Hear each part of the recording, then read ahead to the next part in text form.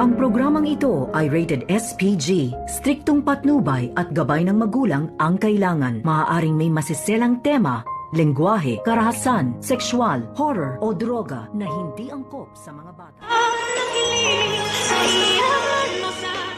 Narito na ang ating pagkatutukan maya-maya sa abot kamay na pangarap. Dito nga napalihim na sinundan ni Lynette itong kanyang asawa na si Carlos dahil sa pagdududa nito na kung bakit tila kakaiba ang kinikilos ng kanyang asawa. At dito niya napalihim na tinitingnan kung ano nga ba ang gagawin nito. At dito na inabutan ni Carlos ng pera ang lalaking kausap nito. At narinig din dito ni Lynette at ipinakita ni Carlos ang larawan dito ni Irene na alam daw niya na nasa loob ang taong iyon. At dito naman na namangha ang lalaking ito dahil tila malaki ang pera na kanyang hawak.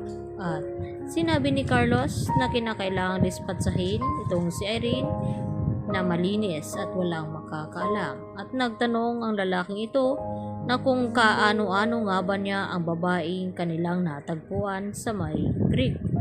At dito na sinagot ni Carlos at sinabi na wala na daw silang pakialam kung ano man ang relasyon niya sa babaeng ito. Ang mahalaga ay walang makakaalam na pinaligpit niya itong si Irene.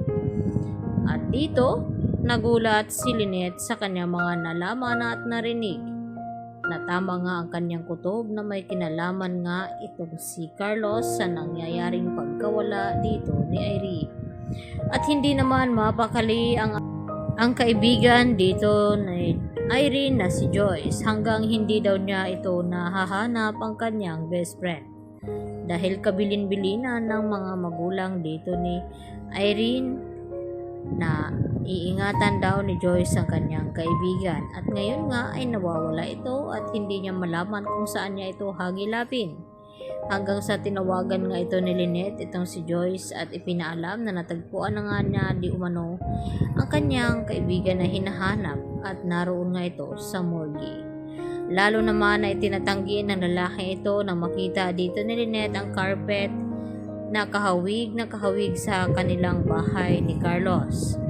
At nabisto naman dahil sinabi ng lalaking bigatilyo na hindi daw nila ito binili, kundi napulot ito kasama ng babaeng kanilang natagpuan.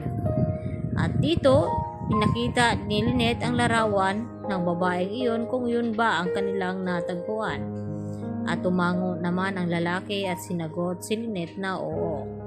Nagulat itong sina Aling Susan at Diyos at nanalin sa kanilaman ni Lynette at nadiskubre na tila may kinalaman at may alam nga si Carlos sa nangyaring pagkawala dito ni Irene. At dito hindi makapaniwala si Susan na dapat mag-iingat daw itong si Lynette dahil hindi nila alam kung ano nga ba ang tunay na pagkatao dito ni Carlos. Lalo naman nagpa-trigger dito kay Lynette itong mga pagsisinungaling nga dito ni Carlos dahil atat nga itong magbakasyon sila upang maiwasan niya itong mga investigasyon na ipabato sa kanya. Na ngayon nga ay walang nakakakilala dito kay Irene kundi ito lang si Carlos.